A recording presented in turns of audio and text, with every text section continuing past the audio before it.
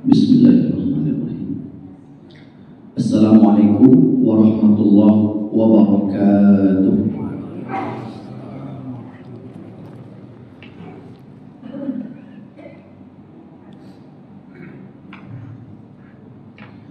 Alhamdulillahi rabbil alamin.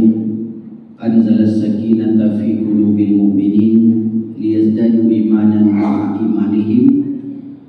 Ashhadu an la ilaha illallah wahdahu la syarikalah wa ashhadu anna Muhammadan abduhu wa rasuluhu la nabiyya ba'dah. Allahumma salli wa sallim ala habibina al-Mustafa Muhammad sallallahu alaihi wasallam. Bersyukur kepada Allah dan mengucapkan alhamdulillahi rabbil alamin. Berselawat kepada baginda Nabi, Allahumma salli ala Sayyidina Muhammad wa ala ali Sayyidina Muhammad. Assalamualaikum ya Rasulullah, assalamualaikum ya Nabi Allah. Kaum muslimin Bapak Ibu yang berbahagia, pada pagi ini kita kembali melanjutkan kajian perjalanan hidup setelah kehidupan di dunia ini, yaitu kehidupan alam barzakh dan alam akhirat. Dua pertemuan yang lalu di bulan Desember dan November kita membahas sejarah kemunculan agama Yahudi. Maka oleh karenanya sudah 2 bulan lebih tidak membahas kajian perjalanan hidup setelah kehidupan di dunia ini. Kita ulang sedikit apa yang sudah kita pernah sampaikan, yaitu manusia melalui perjalanan hidupnya ada 5 alam kehidupan. Alam yang pertama disebut dengan alam arwah atau alam roh, yang mana ketika itu Allah menciptakan seluruh arwah manusia di alam arwah. Maka di situ Allah minta kepada roh untuk bersaksi, menjadikan dia satu-satunya Allah yang berhak disembah. Dan roh pun menyaksikan itu. Qalu bala syahidna, ya Allah, kami bersaksi engkau merupakan Tuhan kami. Lalu dari alam arwah ini kita pun berpindah ke alam yang kedua, yang disebut dengan alam rahim, alam kandungan. Maka di alam rahim ini malaikat diutus oleh Allah untuk menunjukkan roh yang sudah diciptakan tadi, agar jasad ataupun janin di alam rahim itu hidup ke dunia ini melalui proses yang disebut dengan lahir. Lalu manusia pun lahir ke dunia sampai ke alam yang ketiga. Alhamdulillah kita pun di sini di alam dunia, yang mana alam dunia ini pun akan ditinggalkan. Lah, setelah dari alam dunia ini kita kemana? Kita menuju alam barzakh atau alam kubur. Alam kubur bukanlah kuburan. Ini memang selalu kita ulang-ulang. Alam kubur bukanlah kuburan. Kalau kuburan tempatnya masih di dunia. Ini yang di belakang kita, yang depan masjid ini, itu namanya kuburan. Apakah ada manusia di situ? Tidak.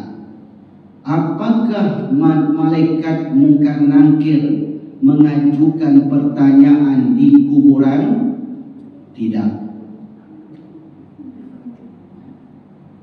Jadi, di mana pertanyaan itu sebenarnya, Ustaz? Di alam kubur atau di alam barzakh.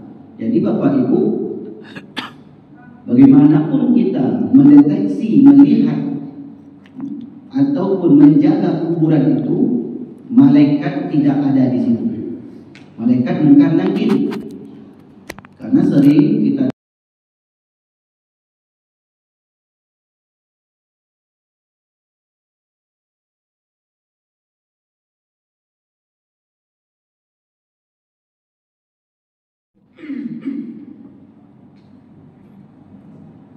apakah setelah 7 langkah itu malaikat mungkar nakir datang?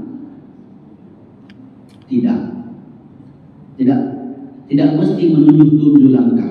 Karena kalau 7 langkah bermakna saat kubur itu ditinggalkan 6 langkah, malaikat belum datang. Yang dihitung langkah siapa? Langkah orang yang pertama atau terakhir? Bagaimana pula dengan orang yang kuburnya tidak pernah sepi, tak pernah ditinggalkan, selalu ada pengunjungnya?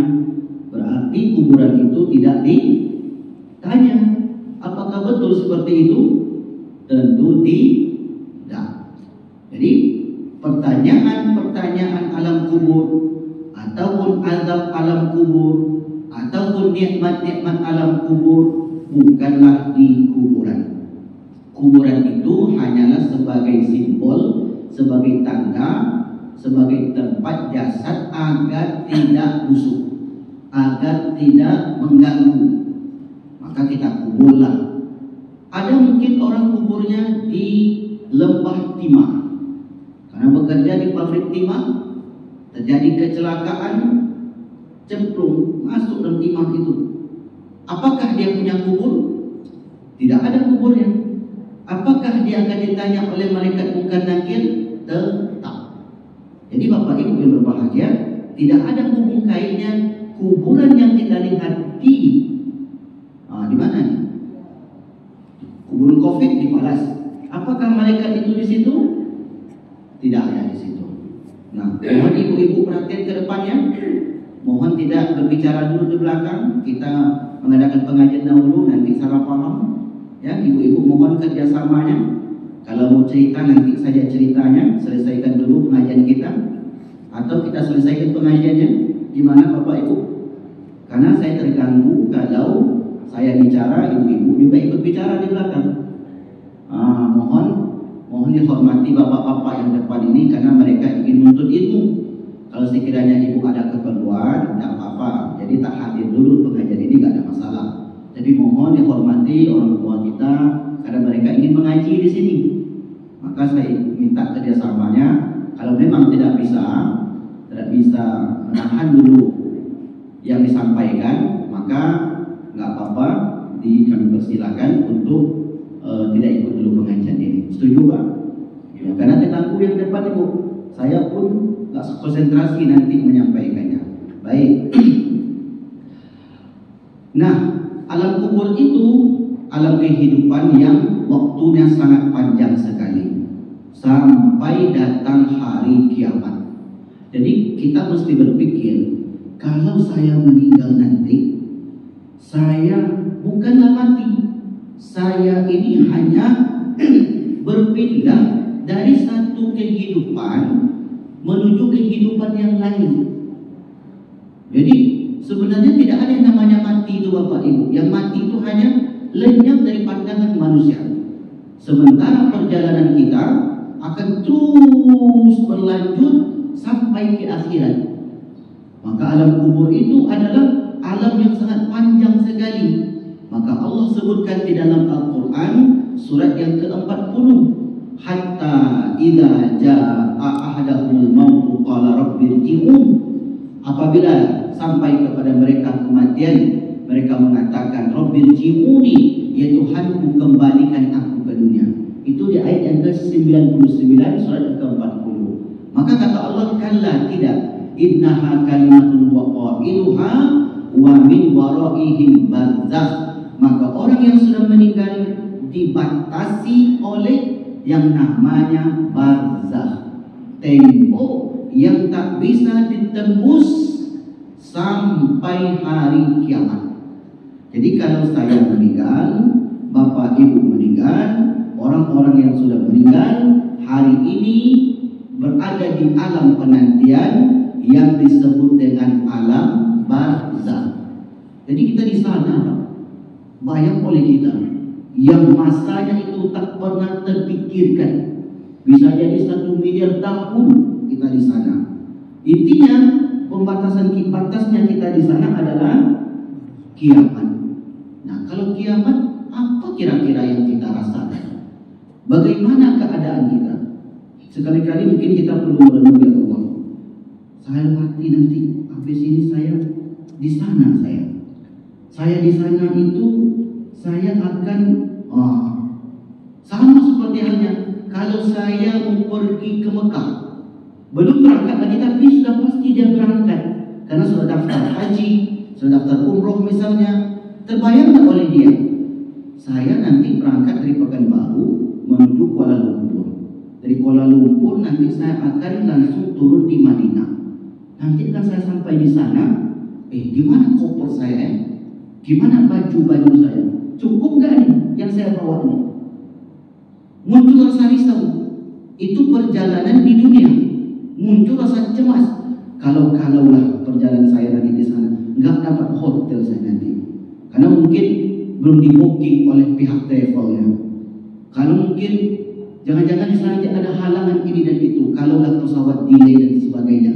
Nah, perjalanan dunia saya itu sangat mengkhawatirkan setiap orang. Apalagi ini perjalanan yang begitu panjang yang Allah sebutkan khalidina fiha abadan. Dan itu pasti, ini masalahnya, pasti akan kita lalui bersama.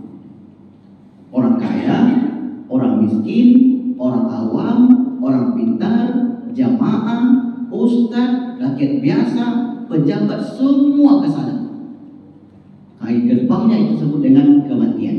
Nah, ini disebut dengan alam barzakh. Yang terakhir disebut alam akhirat, karena terakhir tidak ada kehidupan sesudah itu. Makanya Allah menyebutkan di dalam ayat suci Al-Quran dengan sifat akhirat itu khalidina fiha abada, kekal abadi selama-lamanya. Maka kalau kita renungkan ini Bapak Ibu, maka luar biasa sekali. Pastilah membuat setiap orang akan takut dengan perbuatan dosa yang dia lakukan. Apa sebab? Tak bisa menghindar. Itu masalahnya. Tak bisa mengelak. Semuanya sama. Kematian, alam barzakh, dan alam akhirat. Bapak Ibu yang dimuliakan Allah Subhanahu wa taala, inilah yang kita sebut dengan perjalanan hidup setelah kehidupan di dunia ini. Tema kita pada pagi ini masih dalam buku saya, buku yang putih, judulnya Agar Mudah Sidratul Maut. Karena seperti yang kita sampaikan, pengajian kita ini bersambung, bersilabus. Jadi satu tema ke tema yang lain itu saling keterkaitan. Kalau yang tak ikut pengajian sebelumnya, maka mungkin akan bingung, sudah sampai di sini rupanya Ustaz. Oke, baik. Pembahasan kita adalah di mana roh setelah dicabut dari tubuh kita. Arwah itu kemana dia? Apakah arwah itu ada yang gentayangan? Tidak ada. Apakah ada arwah itu yang pulang ke rumah? Juga tidak ada. Apakah arwah itu ada di kuburan? Juga tidak ada. Sebelum berpindah ke alam barzakh, arwah itu di mana? Karena dalam tubuh kita ini atau pada manusia itu ada 3 unsur. Yang satu namanya unsur fisik. Fisik ini materi. Materi itu dia habis. Maka kalau kita gambarkan seperti mobil kan materi, benda. Baru masih bagus. Sampai 15 tahun itu banyak yang rusak-rusak. Manusia juga begitu. Dari kecil sampai 30 sehat-sehat semua. Sarafnya sehat, matanya sehat, tulangnya sehat. Masuk umur 50 dah mulai melemah. Kayak mobil juga Bapak Ibu, karena materi. Mulai inilah yang berbunyi, inilah bermasalah, bannya lah ini. Kalau mobil saja sekali 6 bulan kita servis, semestinya fisik kita juga kita servis. Kalau mobil itu kita perhatikan, maka seharusnya manusia itu kita perhatikan juga. Maka fisik itu akan habis. Kalau fisik ini sudah meninggal, maka masukkan ke tanah, 3 hari 3 malam selesai, habis. Dimakan cacing, dimakan yang lembut-lembut dahulu, biji mata, isi perut, yang lembut-lembut. Habis itu dimakanlah daging-daging. Habis itu tulang pun mulai laku. Sekian puluh tahun, sekian ratus tahun, tulangnya hancur, selesai. Karena itu materi. Lalu roh itu kemana? Nah, itu unsur yang pertama. Unsur yang Unsur yang ketiga nyawa. Nyawa itu mati. Maka disebut kullu nafsin za'iqatul maut. Nah, yang kita bahas itu adalah roh. Kemana roh setelah dicabut? Bapak Ibu yang dimuliakan Allah Subhanahu wa taala, tengok dalilnya Quran surat yang ke-7 ayat yang ke-40. A'udzubillahi minasyaitonir rajim. Bismillahirrahmanirrahim. Innal ladzina kadzdzabu biayatina. Sesungguhnya orang-orang yang mendustakan ayat-ayat kami. Wastakbaru anha. Kemudian mereka berbuat sombong. Sombong maknanya tidak melakukan perintah Allah. La tufattahu lahum abwabus sama. Tidaklah dibukakan bagi orang yang sombong itu pintu-pintu langit. Wa la yadkhulunal jannata, dan mereka tidak akan dimasukkan ke dalam surga di barzakh.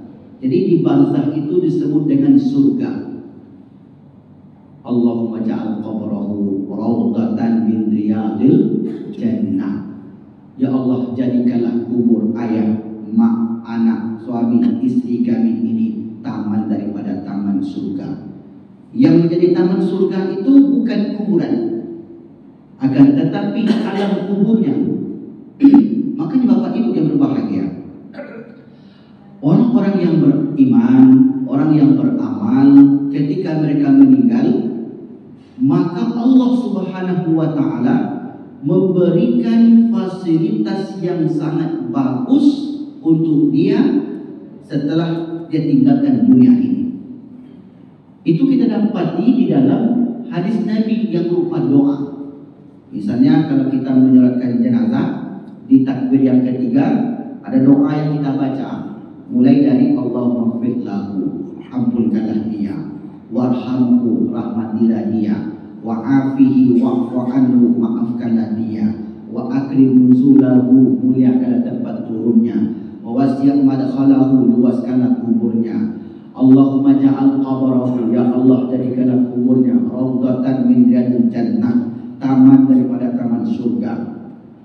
Wala taj'al qabrahu, jangan jadikan kuburnya hufratan min hufarin niran, lubang dari lubang api neraka. Allahumma qsilhu, ya Allah mandikanlah dia, bima'il thalji, dengan air salju, wal baradi, dengan air yang dingin, wa nakkihi, bersihkanlah dia, kama naqaita thawbal abyada minad danas, sebagaimana engkau membersihkan kain putih dari noda-noda. Lalu ujung doa itu Bapak Ibu, wa abdilhu, ya Allah gantilah rumah yang ditinggalkan di dunia dengan rumah yang lain di barzakh sana. Ini bagi siapa? Bagi yang beramal. Allah akan ganti tempatnya yang ditinggalkan di dunia itu dengan tempat yang lain di barzakh sana. Apa maksudnya rumah di situ, Ustaz? Kata para ulama, maksudnya adalah kenikmatan. Jadi bukan rumah yang kita lihat di dunia ini. Kalau rumah yang kita lihat di dunia nanti muncul persoalan. Rumahnya tipe berapa, Ustaz? Tipe 36 atau tipe 72? Karena dia pikirnya rumah. Ini adalah kiasan-kiasan Nabi agar orang itu mudah memahaminya.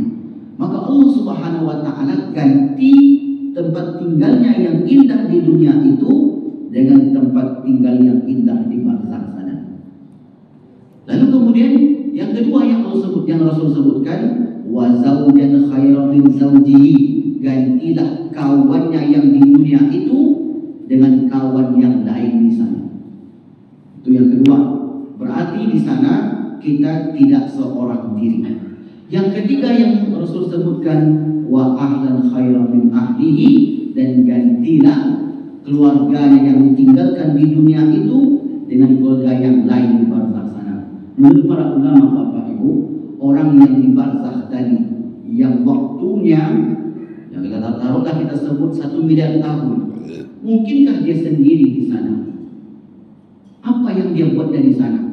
Maka berdasarkan doa dari hadis tadi, orang-orang beriman, beramal, mencukupkan bekalnya maka mereka di sana dipertemukan kembali dengan ahli keluarga dan kawan-kawan mereka yang dulu di dunia sejalan, sama-sama beriman. Itu syaratnya.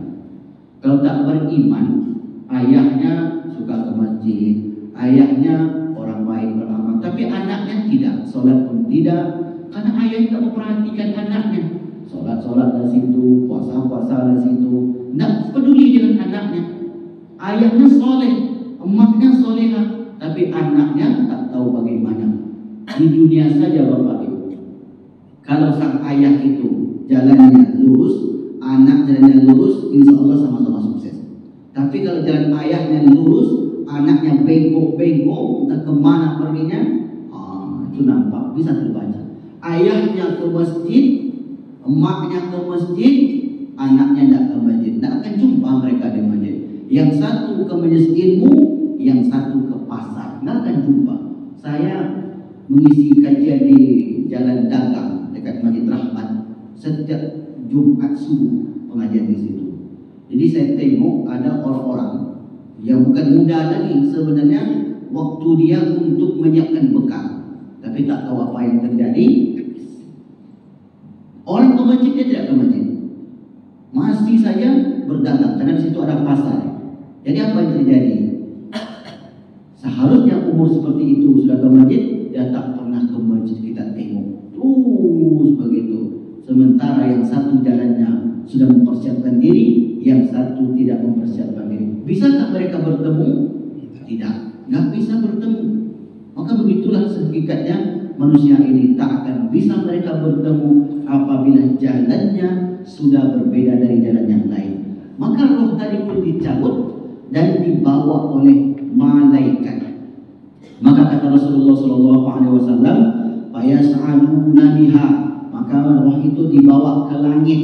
"Fala tamurru ala mala'in minal malaikah," maka tidaklah malaikat yang mencabut roh tadi membawa roh itu ke langit melewati penjaga-penjaga langit, kecuali penjaga langit itu bertanya. Jadi nanti kita ini Bapak Ibu akan dikonfirmasi setiap apa yang kita buat. Kalau bahasa inteleknya gitu Pak Prof, dikonfirmasi lagi. Kamu setahun ini apa yang kamu kerjakan? Saya mengerjakan 1, 2, 3. Itu kan dikonfirmasi namanya tuh. Betul tak kamu melakukan ini? Ya.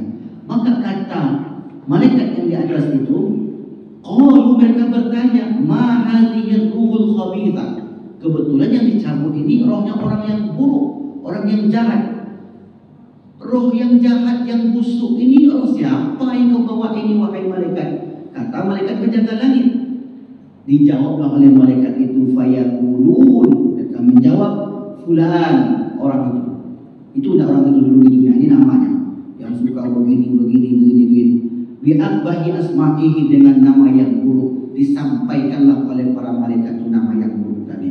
Allati yud'a biha fid dunya, yang disebut nama itu di dunia. Hatta yantahu biha ila sama, sampailah di setiap pintu-pintu langit yang dilewati oleh malaikat-malaikat itu selalu menanya, roh siapa yang kau bawa ini? Roh siapa yang kau bawa ini? Sampai langit ke-7, maka kata langit ke-7, malaikat-malaikat yang berada di langit ke-7, kata dia, la marhaban, tak ada ucapan selamat untuk dia. Akhirnya apa yang terjadi? Ditutup pintu itu Bapak Ibu. Jadi pintu langit itu ditutup bagi orang-orang yang pelaku dosa kalau tidak bertobat sebelum meninggal. La tufattahu, kata malaikat itu, jangan bukakan pintu-pintu langit itu sampai hatta yalijal jamal fi samil khiyat, sampai unta masuk lubang perinti, lubang jarum. Kapan unta masuk lubang jarum? Gak akan pernah, ya. Akan pernah Bapak Ibu. Begitulah Allah mengatakan kepada orang yang tidak beramal, apalagi tidak beriman kepada Allah Subhanahu wa Ta'ala. Mustahil lah rasanya Bapak Ibu. Tak masuk akal. Dia tak beramal, tiba-tiba masuk surga Firdaus. Dia tak beramal, tiba-tiba dapat kenikmatan. Masuk kerja jam 10, pulang jam 2 siang. minta gaji 20 juta. Manalah masuk akal begitu? Sesuai juga karena al-jaza min jinsil amal. Balasan itu sesuai dengan perbuatannya. Itu yang Allah ceritakan di dalam surat yang ke-55. Hal jazaul ihsan ila ihsan. Tidaklah suatu kebaikan yang dilakukan seseorang kecuali kebaikan yang akan didapat. Quran surat yang ke-17 ayat yang ke-7. Quran surah Al-Isra. Allah berfirman, in ahsantum ahsantum li anfusikum. Buat baik, baik dapat. Wa in asa'tum falaha. Yang buruk pasti keburukan juga yang didapat. Namanya dalam hukum kita ini sunatullah atau hukum alam. Baik yang kita lakukan, baik yang kita dapat. Baik yang kita tanam, pasti baik pula yang kita akan panen. Beginilah Allah menyebutkan dan Rasulullah sampaikan terkait perjalanan manusia setelah mereka meninggalkan dunia ini. Lalu karena mereka pintu-pintu langit itu ditutup, maka Allah perintahkan uktubu kitab abdi fi sijjin. Cepat, ini orang jangan lama-lama lagi, letakkan dia segera di sijjin. Nama tempatnya sijjin, alamnya barzakh. Quran surat yang ke-83. Tengok Quran surat Al-Mutaffifin. Wa inna kitabal fujjari lafi sijjin. Sesungguhnya catatan-catatan bagi orang yang fujar, bagi orang yang jahat, bagi orang yang zalim, bagi pelaku dosa, suka mengganggu orang, suka menzalimi orang, suka membunuh semua. Orang-orang yang jahat itu letakkan dia di sijjin, kata Allah. Karena begini Bapak Ibu, kalau dosa itu dibagi kepada 3. Dosa yang berkaitan dengan Allah 2. Yang pertama dosa besar seperti syirik. Dosa syirik ini satu-satunya yang bisa menghapuskan taubat. Yang kedua dosa kecil, mengumpi, menyebut orang, ini itu, menekek kepala orang, menyentuh orang. Nah ini, ya, atau mungkin tinggal sholat, aja cukup bertobat saja. Bapak Ibu banyak berzikir, itu dosa-dosa kecilnya bisa dihapuskan oleh Allah. Tapi kalau dosa dengan manusia, ya Allah, ampun banyak salah sama siapa ya Allah. Maafkan hamba ya Allah. Apakah Allah maafkan orang itu? Tidak. Ini hati-hati. Dosa kepada manusia itu tidak tuntas kecuali dengan meminta maaf kepada manusia. Selesaikan secara manusiawinya. Kalau tidak, ini Allah saja nanti yang menentukan nanti di akhirat. Tapi kita bisa melihatnya, bisa kita membacanya di dunia. Saya banyak lakukan ini. Maka ketika itu Allah masukkan orang-orang pelaku dosa tadi di sijjin. Sijjin itu maknanya tempat yang sempit. Sijjin dari kata sajana, sijinun. Sijinun bahasa Arab terjemahannya penjara. Jadi gambarkan seperti penjara. Penjara itu kan kecil. Walaupun sekarang ada penjara yang besar, tapi hakikatnya penjara itu kecil. Sekarang penjara itu besar karena duitnya banyak, bisa dia dapat rumah bagus. Nah, sijin artinya penjara. Ada lagi yang memaknai sijin itu adalah tempat yang paling hina. Disitulah mereka berada. Kalau tidak ada amal yang menolongnya semasa hidup, tidak ada sedekah yang dilakukan semasa hidup, tak adalah penolong setelah itu. Ini bagi orang-orang yang melakukan dosa. Kalau orang yang melakukan kebaikan macam mana? Maka Allah SWT perintahkan kepada malaikat tadi, bawalah roh ini ke langit. Kemudian ketika sampai di langit, kita bacakan teksnya Bapak Ibu. Kita tengok sebelahnya. Ini kata Rasulullah SAW, fayas'aluna biha fala tamurruna, yakni biha al-malaik malain minal malaika ila qalu ma hadhihi ruhut thayyib. Roh orang yang baik, yang wangi ini rohnya siapa?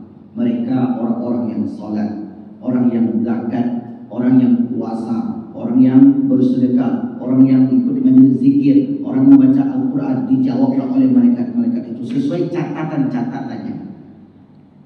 Lalu kemudian kata malaikat tadi, hatta yantahu bihi ila sama'id dunya, sampai ke langit dunia dan sampai ke langit ketujuh.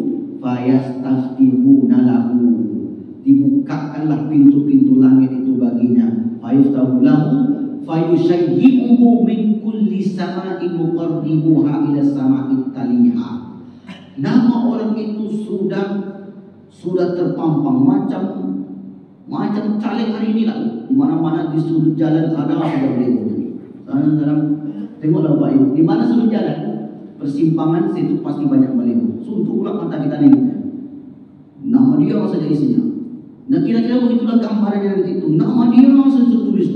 Beliau dia saja isi di atas. Bulan. Karena kata Nabi disebutkan di situ. Disebutkanlah dengan nama-namanya tadi dan tersebar di penjuru langit. Lalu setelah itu Allah katakan, "Uktubu kitab abdi fi illiyin." Tulislah nama hambaku ini di daftar orang-orang yang masuk illiyin. Tulis daftarnya. Letakkan nomor 1, bapak ini, ibu ini, bapak ini, ibu ini. Terus ini ilustrasi saya Bapak Ibu. Karena kitab itu kan kalau daftar kan ada nama-namanya. Itu macam itu, ada nama-namanya.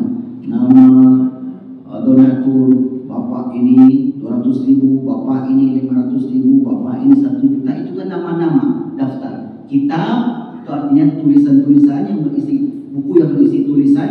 Disitulah orang tadi. Maka Allah katakan letakkan orang ini di illiyin. Apa sih maknanya illiyin itu Ustaz?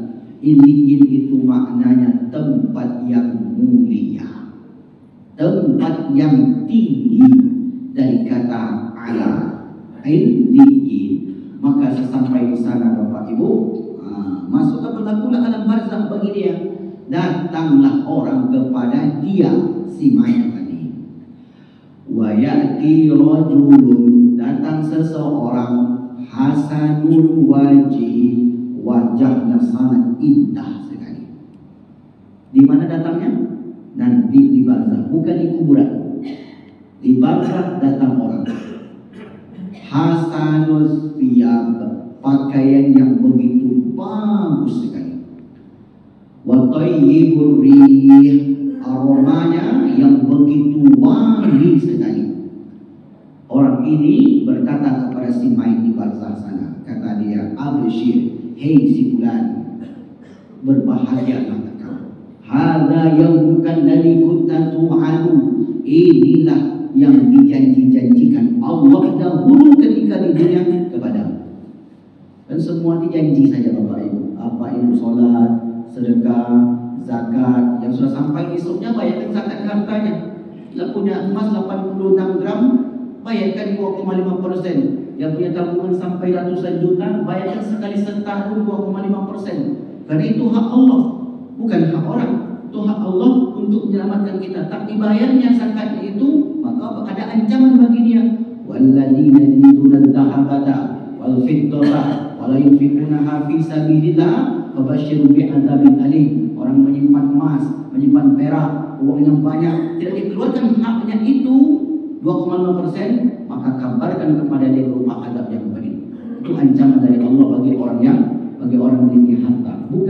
Sebenarnya bukan untuk membantu si fulan yang ditolongnya itu, tapi untuk menyelamatkan dirinya dari pasal-pasal yang sudah Allah sebutkan. Kadang-kadang begini Bapak Ibu, saya puasa bisa Ustaz, saya sholat bisa, saya puasa bisa, haji bisa, tapi sholat tak bisa. Gimana? Apakah satu ini saja yang bisa dilakukan, yang lain tidak? Mesti semuanya satu menyatu. Contohnya, kalau Bapak Ibu pergi ke tengah kota pakai motor, meskipun SIM sudah ada, platnya hidup, tapi helm nggak ada, tetap kena tilang. Helm ada, platnya tidak ada, spionnya ada, tetap juga kena tilang. Nggak bisa ambil sebagian saja, mesti keseluruhannya itu dipakai. Helm cukup, NSI, SIM ada, pajak hidup, apalagi jalan tak termodel pula.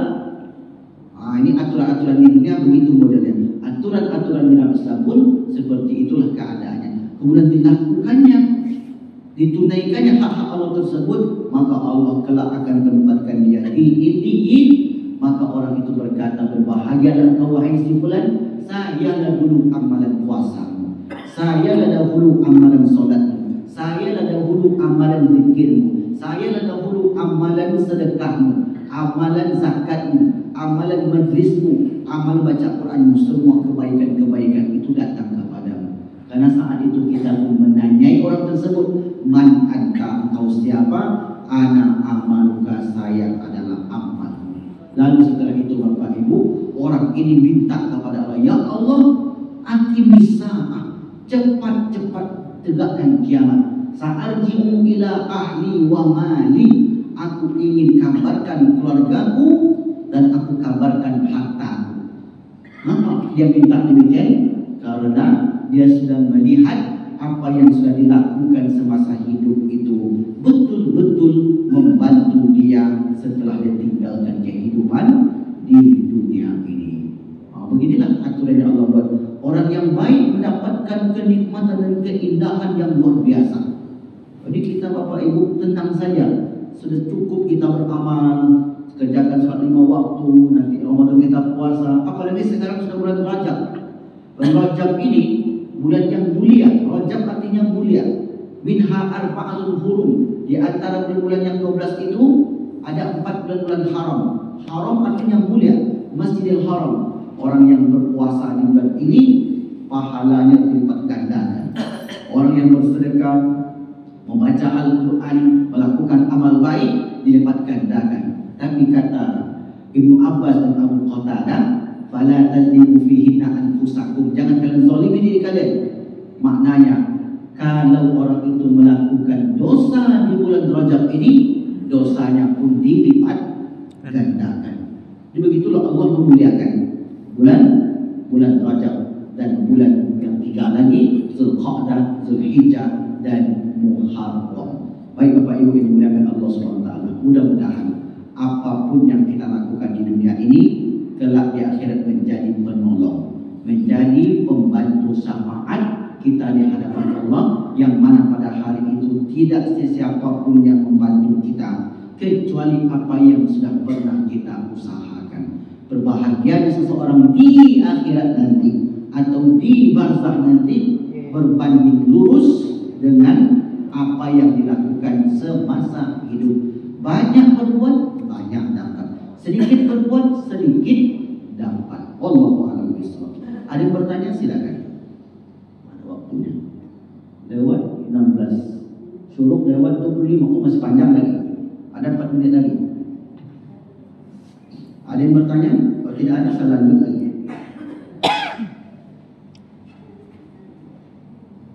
Alhamdulillah. Paham semua berarti Pak ya? Paham semua. Kalau begitu saya lanjut enggak? Biasanya kalau terlalu kepanjangan ada yang bertanya. Saya kasih supaya tak ada lagi bertanya. Baik. Lalu orang-orang yang baik tadi apa yang terjadi Bapak Ibu?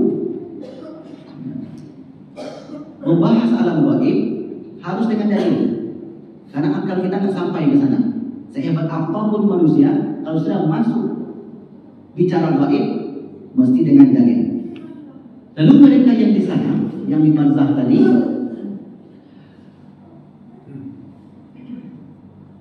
apa kata Rasulullah SAW? An sadaqa abdi, betul hambaku itu.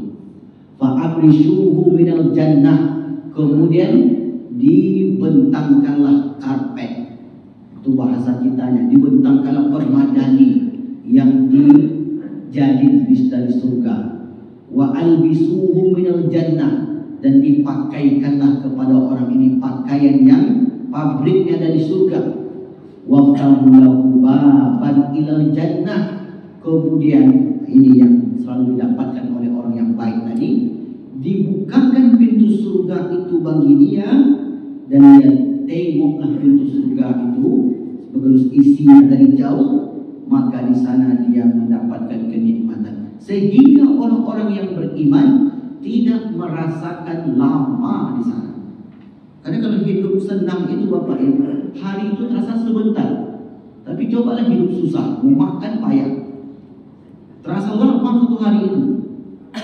Kalau orang yang duitnya banyak, sampai pula lah ke Singapura, sampai pula lah ke. Ada pertanyaan, silakan Pak. Alhamdulillah. Berdasarkan ceramah tadi, Ustaz, misalnya kalau kita ada berbuat salah dengan seseorang gitu kan, kita harus minta maaf dengan seseorang itu. Seandainya orang itu sudah pindah, nanti kita datang. Baik. Gimana caranya? Baik. Kesalahan dengan manusia mesti diselesaikan dengan manusia. Kami sudah minta maaf Ustaz. Berusaha untuk mencarinya. Sebagai contoh, saya misalnya punya salah ke abang ini. Di tahun 2000 adalah persoalan. Kemudian tahun 2010 saya pindah, dia pun pindah. Belum sempat minta maaf. 2021 saya cari lagi, ya Allah. Nampaknya tak lama lagi hidup nih. Salah-salah saya selama ini, saya minta maaf lah. Saya cari lagi ya. Tak jumpa Pak. Kemudian saya cari nomor HP-nya, tak dapat juga. Saya cari Facebooknya, mirip-mirip wajahnya, tak pasti. Saya cari keluarganya, dapat. Maka sampaikan maafnya kepada keluarganya itu. Maka kalau itu dilakukan, kata para ulama, dia sudah meminta maaf. Karena yang ditengok itu adalah proses cara minta maafnya tadi. Yang tak boleh itu, tak mau dia berusaha. Biarlah kalau minta maaf. Ada di situ, nak mau saya, kata dia. Jadi harus ada usaha dulu, sebisa mungkin. Termasuk juga hutang. Hutang, saya jumpa yang abang ini, pinjam duit 5 juta tahun 2000. Habis itu berpisahlah kami. 10 tahun kemudian tak jumpa lagi.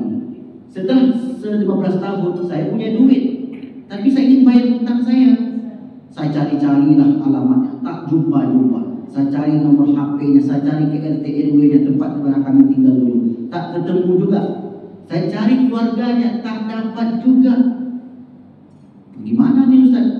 Ini sudah siap untuk minta maaf, saya siap untuk bayar hutang. Maka saya ambillah uang saya, berapa tadi? 5 juta misalnya. Saya berikanlah ke yang membutuhkan. Masjidkah itu, bakti sosialkah itu, katakan kepada Allah, ya Allah, hamba sudah berusaha. La haula wala quwata illa billah. Hamba ini hanya terbatas, tak bisa hamba untuk mendapati orang itu. Sudah cari kesana kemari, mungkin bisa jadi dia sudah meninggal, ya Allah, tak sempat. Tapi ketika memang saya tak sempat minta maaf, saya cari keluarganya, saya cari ini itu, tak ketemu, maka saya bayarkan uang itu. Saya cari kawannya, saya dulu banyak salah dengan dia, tapi tak sempat minta maaf. Usahakan untuk mencari. Dan setelah itu beristighfar, bertobat, berazam tidak mengulangi, dan menyesali.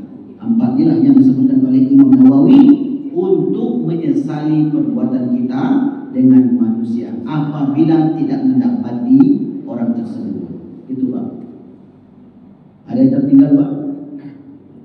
Ya silakan. Ustaz, menyambung dari masalah dengan manusia, Ustaz. Baik. Tentang manusia yang berbeda keyakinan dengan kita. Baik. Jadi mungkin kita berbagai macam agama di lingkungan kita.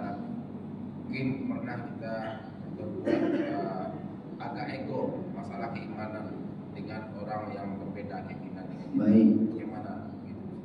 Boleh dijelaskan masalah ego ini Pak? Karena untuk menjelaskan hukum itu nanti harus tahu ini ya. Egonya tentang masalah keimanan kita sebagai muslim. Contoh, salah satu contoh, dia menyepelekan tentang masalah keimanan kita gitu. Baik. Baik. Misalnya dia mengejek kita lah. Apa kalian itu ruku sujud, apalagi kalian itu mubazir waktunya, masa 5 kali sehari, satu sholat aja habis sekian menit misalnya. Makanya betul Pak, orang yang di luar agama kita ini menganggap kita ini banyak waktu mubazir. Tadi dari jam berapa kita ke masjid? Jam 5 mungkin ya, sampai jam 7 nanti berapa jam tuh? 2 jam. Zuhur nanti 1 jam pula, asar setengah jam pula, maghrib ada pengajian, hitung-hitung 1 hari 5 jam diejeknya. Kita beda. Sakit hatinya, apakah itu termasuk kesalahan? Tidak. Karena kata Allah, wajadilhum billati hiya ahsan. Boleh kita mendebat seseorang dengan cara yang baik, bukan mencaci maki dia. Atau misalnya dia cacinya agama kita, maka kita boleh membela diri. Itu masuk bagian al-wala al-wara dalam agama, loyalitas terhadap agama.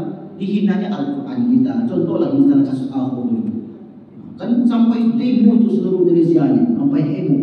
Sakit hati dia. Apakah kita berdosa? Tidak. Karena kita mempertahankan agama, mempertahankan keyakinan kita. Tak boleh harga diri kita saja diinjak-injak, kata Nabi. Kita harus bela. Bahkan Bapak Ibu, ada orang yang menghina keluarga kita, kita bela keluarga kita, meninggal kita gara-gara itu. Kata Rasulullah, man qatala duna abdihi, siapa yang terbunuh karena mempertahankan kehormatannya, bahwa syahid itu mendapat pahala malah.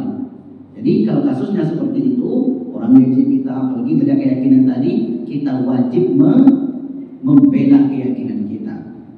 Tapi kalau sesama agama hanya beda kelompok saja, habis itu main tekek-tekek kepala dia, karena ada masjid seperti ini. Saya tanya, kacau masjid kami ini Ustaz. Kenapa kacau? Sejak kelompok itu masuk, heboh masjid ini. Kok bisa? Iya, karena ini salah, itu salah, ini salah, sehingga orang tua kami itu disalahkannya. Nah, yang begitu, dia yang mulai kepada kita membela diri. Apakah kita termasuk berdosa? Tidak. Karena membela, Pak. Ya, yang kita maksud tadi kesalahan kepada orang lain itu, misalnya dia hak dia, jelas hak dia itu, kita ambil. Nah, itu namakan jelas kesalahannya. Itu bukan hak kita, tetapi kita paksa dia untuk melakukan kejahatan. Ini apa contohnya? Contohnya di dalam misalnya lulus PNS lah contohnya ya. Lulus PNS, dia lulus murni. Kemudian datang orang dengan duitnya banyak, disalibnya sama oleh dia. Kurang 1 inci tingginya, masuk polisi, ditambah oleh duitnya 5 inci. Itu kan hak dia. Terzolimilah orang itu gara-gara dia. Yang ini nih, yang ini betul-betul menzolimi namanya. Jelas ya Pak ya perbedaannya ya. Bukan karena perdebatan, keyakinan, apalagi masalah agama tadi, maka itu tidak masuk kategori. Boleh kata Allah, wajadilhum billati hiya ahsan. Silakan kalian membela diri, berdebat dengan cara yang baik. Perihal dia sakit hati itu bukan kita, karena kita menjelaskan kebenaran. Yang tak boleh itu mencaci maki agama dia. Nah, itu tidak boleh. Wallahu a'lam bishawab. Baik. Cukup? Ada lagi? Cukup pembahasan kita. Intinya pembahasan kita, insya Allah Bapak Ibu, kalau kita sudah meninggal dan kita membawa bekal yang kita lakukan ini, insya Allah kita mendapatkan janji sesuai yang dijanjikan oleh Allah dan Rasulnya. Kita ini kata para ulama hanya menunggu tiket saja. Ada yang tiketnya pagi, ada yang tiketnya jam 9 pagi, ada yang tiketnya jam 1 siang, ada jam 3 sore, ada jam 6. Kalau bapak-bapak ini jam berapa tiketnya nih? Sudah lewat jam 3 nih. Sudah masuk jam 6 sekarang nih. Nanti jam 8, jam 10, terakhir jam 12. Kalau selesai jam 12, tak ada lagi, dah tutup itu. Semua mesti berangkat. Nah, inilah yang mesti kita persiapkan sedikit-sedikit Bapak Ibu. InsyaAllah, dan sedikit inilah yang menjadi penolong kita nanti setelah kehidupan di dunia ini. Baik Bapak Ibu yang berbahagia, mungkin satu saat atau mungkin pertemuan depan atau berikutnya kita akan menjelaskan mukaffiratuz dzunub, penghapus dosa. Jadi dosa-dosa kecil dengan manusia selain dari hak-hak orang itu bisa dihapuskan dengan amalan-amalan.